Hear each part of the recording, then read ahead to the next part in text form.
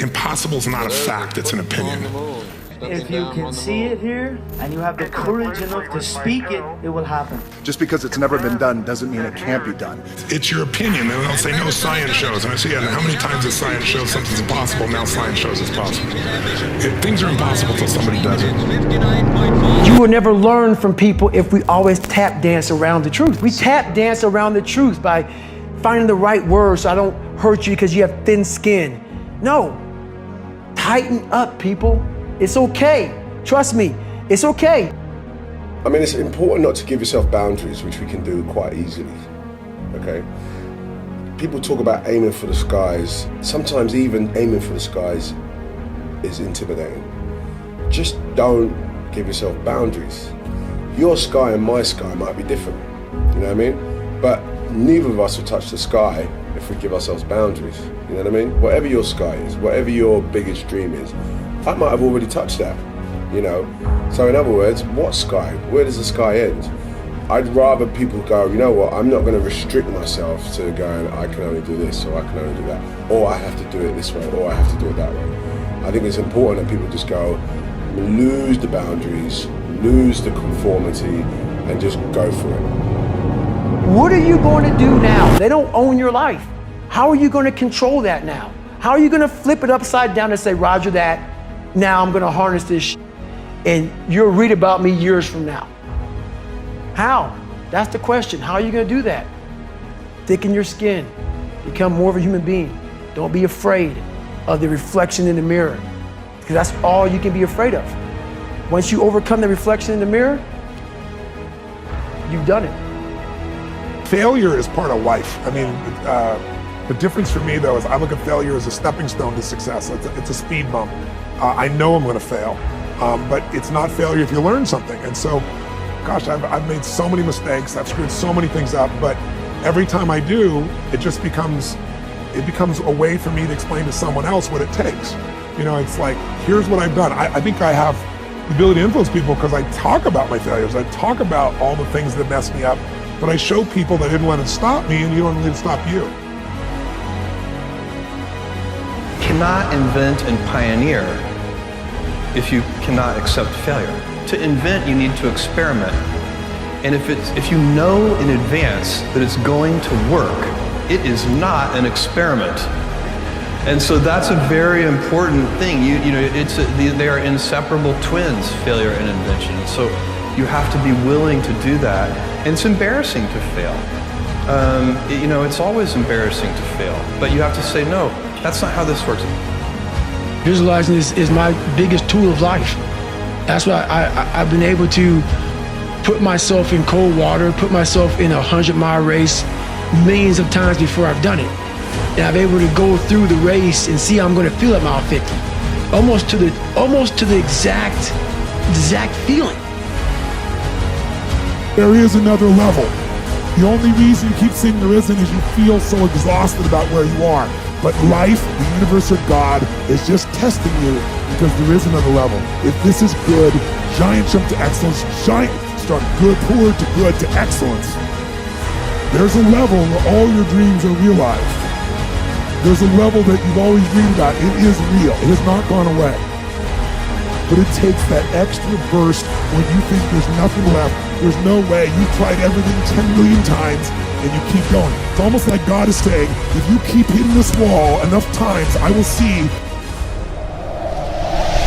that you will not stop, that you are filled with that level of determination, faith, and courage, and then the door opens and you get to that next level. But what most people don't know is the next level is just 2 millimeters above. And it's called outstanding, ladies and gentlemen, outstanding.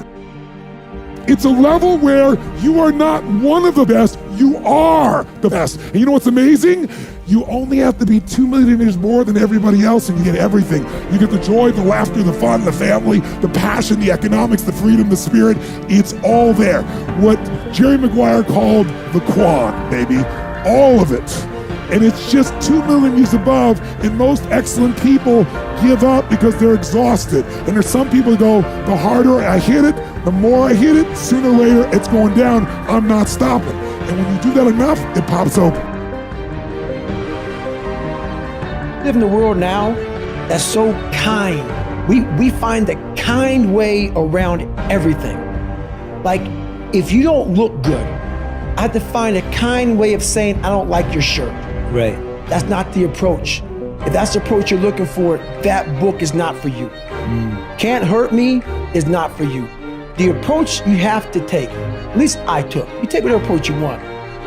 The conversation had to be a real, honest conversation. In the accountability mirror, guess what? I was fat. Don't find a kind word to say that, you know what, I've gained some weight. No, you're fat. When I couldn't read, not like, hey, you know, you have a learning disability. No, I cannot read. I have a 4th grade reading level, I'm struggling, and sometimes I call myself stupid. Not in a way to put myself down. So don't take it like, my God, those are so hurtful. Yeah, they're hurtful, dishonest. The conversation has to become an honest conversation of where you're at mentally. Where am I at mentally? I look like I feel like I'm falling behind in school. I'm lazy. My house is a mess. You have to look at what it is and call it what it is. Don't find words to make yourself feel better, because that's what, so we hang around people that make us feel better, that tell us what we want to hear, not what we need to hear. And so we stay away from those people. And we stay away from those people, like our internal dialogue becomes that kind, it's okay. It's not okay. So that's where it starts. It starts with that accountability of, it's not okay anymore. This can no longer be okay. And calling yourself out for exactly what you are and exactly how you need to fix it. I think my imagination has always kept me going, you know what I mean? It's like, you know, just imagine myself collecting awards, just imagine myself, you know what I mean, getting big parts, imagine myself working with the greatest actors. My imagination was the one, like, you know what I mean, like, you know, when you're not overthinking, but you just kind of like, yeah, man, I see myself driving that car one day, and I get that, you know what I mean? That's part of my inner magic, is that actually, if I can see myself doing it, I could probably do it. So you can't bottle that up and sell it to someone. You either can do it or you can't. Whenever I want to change something, whether it's a habit, whether it's a thought or emotion or a behavior, I say I'm going to work on this for 100 days. Not 30 days, not 21 days, not 66, which is right around there. I say 100 days. And then I focus all of my energy just on that one thing for 100 days. Everything I didn't want to do is what got me to where I'm at today. I have the ability to see the end before the beginning even begins. And what that means is I know that to get to the very end, I can see it right now. So before I went to Buds and I was losing all this weight, I saw myself walking across the stage at 191 pounds, 'cause that's what I had to get to get into the door. I saw myself 6 months, a year later, wherever it's gonna take me to do it, I saw myself walking across that stage, getting that certificate of graduation from Buds. And I was able to be there at 300 pounds. And that feeling, that I was nowhere near that feeling, I was able to put myself there 1,000,000 times every day. And that feeling of like, my God, that is gonna feel amazing. That's what made me suffer. That's what allowed the pain to be real and say, this is worth it. I want to feel for this next 18 months. It took me 18 months to finally become a Navy SEAL, to finally, you know, just get through Buds. 18 months, it's 6 months. It took me 18. That's what woke me up every morning, was I'm gonna put myself through this much pain and suffering for a few seconds. That's all it is. A few seconds of joy. And it's so worth it, man. That's what people don't get. So I'm able to put myself at the finish line, even though I have no finish line, but at the finish line of an event before I even start them, and say, how are you gonna feel at the end of this? When you change the way you look at things, the things you look at change. You have the most fundamental and major decision that you have to make in your life is this. Do I live in a friendly or a hostile universe? Which is it? Is it a universe that is filled with hostility and anger and people wanting to hate each other and people wanting to kill each other? Is that what you see? Because when you see the world that way, that's exactly what you will create for yourself in your life.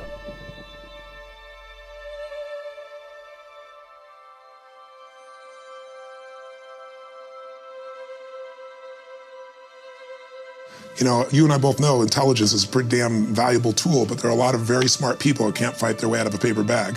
And then when you find somebody who has that hunger, the hunger that doesn't go away, that hunger to be more, to do more, to give more, that hunger that never ends, you know, that's how you get these people that are the best in the world at whatever they do. And so if you can, I think everybody has that hunger, but for some people it's been asleep for a long time because they're afraid. They're afraid that I'm gonna get hungry, I'm gonna try, I'm gonna fail. And so it's human nature to protect yourself from the fear by just lowering your expectations. But one of the things I've learned is you get what you tolerate. You get what you tolerate in yourself, you get what you tolerate in your life, and sooner or later we sometimes hit a point where we say, not another day, not another hour, this is done. I'm not walking this way, I'm not talking this way, I'm not living this way, I'm not gonna be in this relationship anymore, I'm gonna change it. And when people do that, that's the beginning of a breakthrough.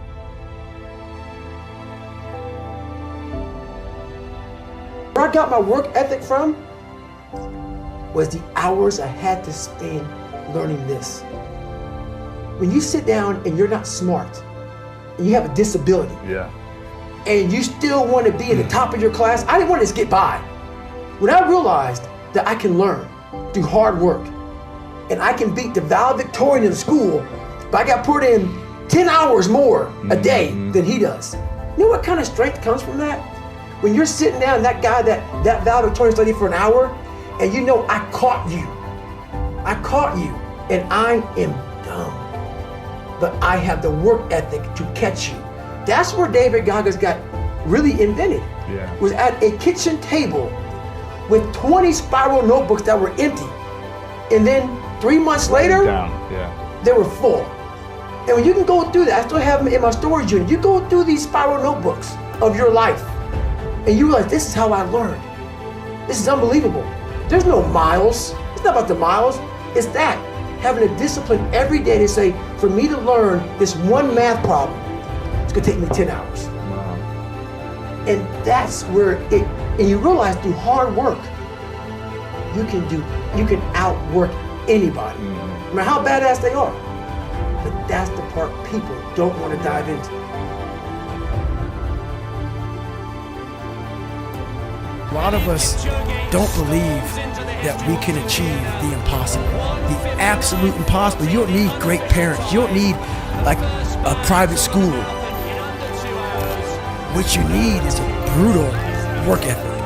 He has done it. You have to be willing to outwork everybody in the world. Edmund Hillary, we can now add the name of Eliud Kipchoge.